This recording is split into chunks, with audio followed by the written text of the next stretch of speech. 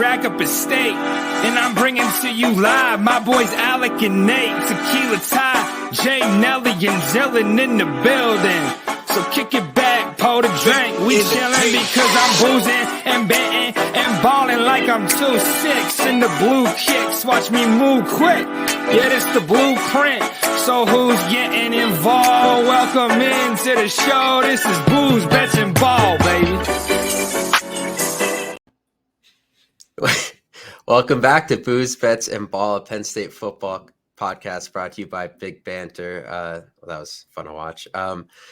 It is a big episode because today is the start of fall camp for Penn State football, and I think the majority of the country as well. So we have a fun show planned where we're going to go over all the position groups for Penn State, go over losses, guys coming back, newcomers, look at the depth chart, and then rank the strongest to weakest positions on the team. So that's what we got planned. If you're listening to this on audio, it's going to be one really long-ass video.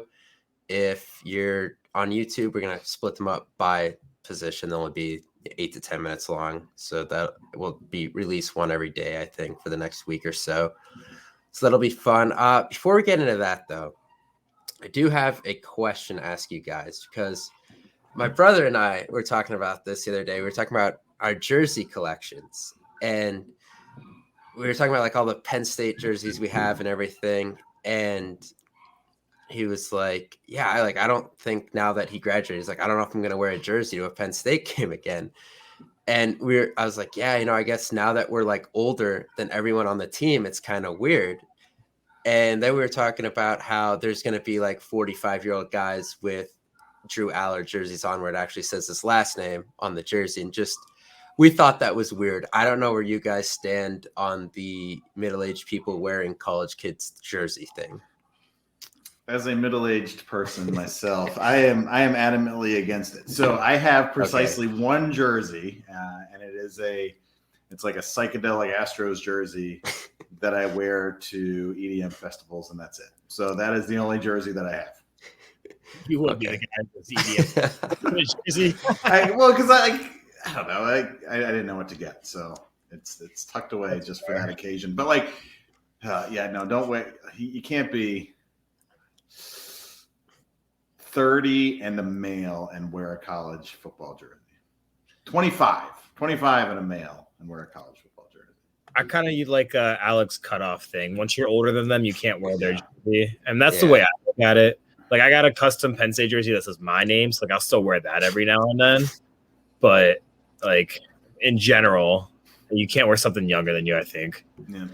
I think it's a little different now, though, with NIL, though, because if you want to support the kid, maybe there's a legitimate argument for it. But give it to buy my kid. Buy it. I don't know if I'm going to wear it in public. Put it on the wall. Maybe that's better. But what about so if they're younger than you? So what about if you're a middle-aged person and you're a huge Walter Payton fan? Can you wear a Walter Payton jersey to a Bears game? Absolutely. I think he grew up as a kid supporting them. Okay. Yeah, that's fair. I'll allow that. Yeah, I think like most pro athletes, I think like I'm 24. So like wearing a Bryce Harper jersey, I still think is okay for me. Like, he's 30. He has $330 million in the bank. Like, I think that's okay. Like, I don't see that as the same as a college kid. Where do we stand though? Like basic 14 Penn State jersey, which like 85 different quarterbacks have worn versus, I guess we're kind of the same age or older than Sean Clifford. But if it was just a customized Clifford one, you know what I mean? Like, where are we on that? Like, is the plain 14 okay still, or where we stand on that? Go ahead. I'm different on it. I mean, I think it's more acceptable than the others, but it's not like, supporting, go do it. So you just have to decide like who it represents, right? So if you are right now under about 28, you can say Clifford. Right. If you're under about or Hack. I was going to say about under 30 Hackenberg. Okay. If you're my age, like it's got to be like Todd Blackledge or something. Yeah. Kerry Collins, I guess. He was 14, right? I think. Was he 12? He was 12. I think was Schaefer might have been 14. John Schaefer, I think. He might have been 14 too, but he was the same era as Blackledge, kind of. So it's the same thing. So yeah, I'm glad we're kind of all on the same page. So I wasn't sure where everyone stood on that, but it's something I wanted to bring up because we were having kind of. You know what? Hold on. So the guys that are Okay. that are 45 years old and wearing their jerseys likely at their house while they're watching the game on TV, and as soon as a bad play happens, like adding James Franklin on Twitter saying how he should be fired and stuff. Right. That's the kind of person you are if you're over 30 and wearing a jersey. Yeah, I like the Willie dude who you know what I'm talking about. Yeah, like the dude who gave Kalen King's like girlfriend or not even girlfriend, just somebody he knew, like free contacts because she knew him. Like that dude's wearing a jersey right now. So that is 100% a thing. Muff yeah, he's got 2 jerseys on. He's got like the high school recruits jersey on. Like, he has the Drew Allar Medina High jersey. I swear he probably does. You know what, though? That's like wearing the high school jersey is almost more acceptable than wearing the college jersey. Like, I don't know, because that's harder to get, so that's kind of creepy. Yeah, but like a Kobe Lower Merion jersey is like fairly popular, right? Okay, but that's like a DH Gate special probably, but I don't know where you're finding like Drew Allar's high school jersey. Yeah, okay, fair. Unless you stole it from his house or made your own. Kobe's older than you. So, like, I would consider that, that's true, too. That's true. A LeBron high school jersey, I think I would still be able to wear because he's significantly older than me. Right. Like, it's something I watched growing up. Yeah. Okay. I think the custom jerseys are okay. 2019 Pitt game, I was stuck in the concourse because there was like a lightning delay. And this 50-something-year-old guy walked by me, and it was the number on the jersey was 69, and the name on the back said, "My balls itch." And I was like, all right, this guy, I guess that's just baller though. I can't even get mad about that. I saw a guy last year that had the number 18 and the name was he was. I've seen that. That comes up on Twitter. That I thought was great. I supported that one. That's a good one. All right. You support that one, but you oppose the act of thinking that someone was 18 and then taking advantage of them. All right, we're gonna skip that part. Geez. All right, that. Well, that's anyway. Let's get into these positions here, and we're gonna start with, I guess, the position everyone's been talking about since the Rose Bowl ended, and that would be quarterback.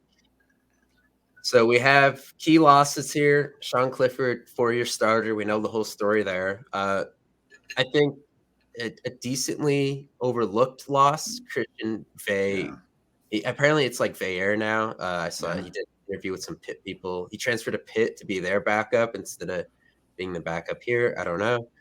He was the 3rd string last year. So kind of key returners. We have obviously Drew Allar, 10 games last year, 4 touchdowns through 60 passes. We've beat that pretty good in the ground. Everyone knows that. Bo Prabula redshirted last year, a guy a lot of people are excited about, a guy a lot of people on the team are excited about. And the newcomer is Jackson Smolik, the 3-star recruit who they flipped from Tulane last summer. So I don't know, just you guys, any thoughts on what we have here? I have one before we start about our guys. So Christian Vayer goes to the more NFL-style pro Pitt offense, if you saw that. Yeah. I'm going to curse just for a second. Like, Pat Narduzzi is a fucking idiot, right? He is just the worst guy. Okay. So that's that. Now, on to our guys. What I like here, and we'll see how Drew Allar plays. We talked about this the last couple of weeks, right? And there is a lot of pressure on him to be very successful. But because Bo Prabula has been in the system for a couple of years, you don't expect an Iowa 2021 game to happen if something happens with Drew Allar, right? So I think the position is as safe as it's been in a while besides last year. You don't worry about having one quarterback go down and then the whole season going to hell. So it's good for that. So I agree. But, I mean, they're still just in their 2nd year here. So that's a little nervous for me. I think it's huge losing Christian, like you guys were saying. Just not having that experienced guy. Because I think the 3rd year is where things really click for people. Like, you get those freak talents where it just comes together right away. Or in the first part of spring camp where they're just a freshman stud and they come in, they know everything. But for the most part, it's really that third year is where there's not any more of the learning. It's more just fine tuning it and making it sound, and everything at that point. You know how everything operates. So, I mean, we got talent in the room. That's beyond obvious. Everyone's saying it. It's now just making sure they're comfortable enough that if they're in those tough situations, if they need to go 80 yards in 3 minutes at Ohio State, are these guys capable of doing it? And again, like I said, it's not just Drew. It's making sure Bo and possibly even Jackson, if it's down to that, are comfortable enough to do something like that. Yeah, the first few games of the season. Sorry, Alec, real quick. Getting Bo some run in the first few games of the season, even if it's in garbage time, is going to be hugely valuable in case he needs to come in. Yeah, they got to treat Bo exactly the way they treated Drew last year. Yep, 100%. 100%. Yep. Yeah, that was kind of what I was going to say. So then kind of looking at the depth chart here, the big thing is James Franklin says he likes to have 4 to 5 scholarship quarterbacks on his roster, and he did last year. He did for most of his tenure up until 2021, and now we're back down to 3 again. So third string, I don't even know if I can find it. It is there's no third string listed on our lads. So yeah, these are the 3 guys. These are the 3 scholarship guys. They have 0 combined starts. They have 60 career pass attempts combined under their belt. So this is, I'm pretty safe to say this is the youngest quarterback room in the country. I think it might be. It might be one of the more talented ones at the end of the day. But yeah, this is one of the least experienced quarterback rooms you will find in the entire country this year. I'm shocked you don't have an or after Drew Allar because of it's a competition, right? We learned that this week. Absolutely. But like, what are some of the other rooms though? I mean, Ohio State, how many passes does Kyle McCord have? He has a start, and he's played got 2 seasons. Yeah, it's over 100. I know it's over 100. He's also been in the program a year longer. Right. So. Yeah. But I don't know. I know some of these other new starters are not leaps and bounds above the Penn State room in terms of experience. Absolutely. Yeah. Completely agree. But I think this season, like, there's 2 rooms that can really make or break, and I'd say it's QB room, and then we'll get to it later, but I honestly think the special teams room, those are the 2 that kind of like make or break out of nowhere. Like, we have talent and experience almost everywhere else. So it's a really important position, as it always is, but this year it even magnifies it with the expectations and the talent that's there. You're going to be shocked by this, and I'm pretty sure on Sports Reference, Kyle McCord has fewer pass attempts than Drew Allar. Really? I know he started a game, so I didn't know. Yeah. He has 58 pass attempts. Huh.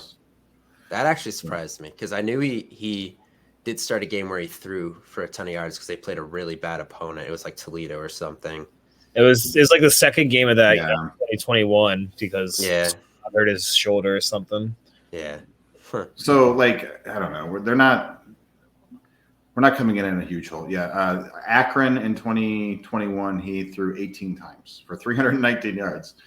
See, I remember the yards. I assumed there was more pass attempts with the yards. That's what screwed me up. I thought he threw the ball like 40 times. But also to his benefit, he's got the 2 best receivers in the country. True. Yeah, that helps a lot. But like you said too, the extra year and stuff, Tyler, is going to help, right? So it's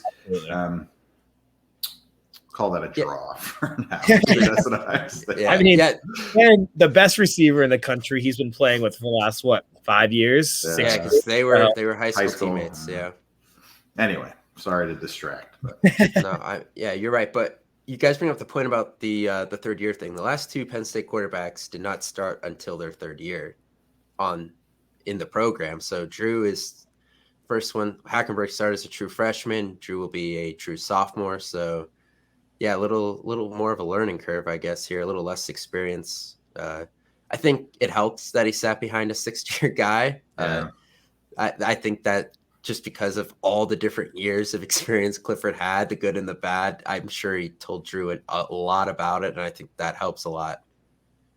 Yeah, and he's stepping into, we'll talk about it through the rest of this, the other positions that he has around him are probably the best combined group that any of he or Clifford or certainly Hackenberg or even Trace had right at the time. Yeah. As an overall unit. So He learned last year, right? And, not for nothing, but if you're a 5-star quarterback that is supposed to be one of the top 5 best players in a recruiting class, like you got to have a steeper learning curve and get there quicker than everybody else. So Definitely. Absolutely.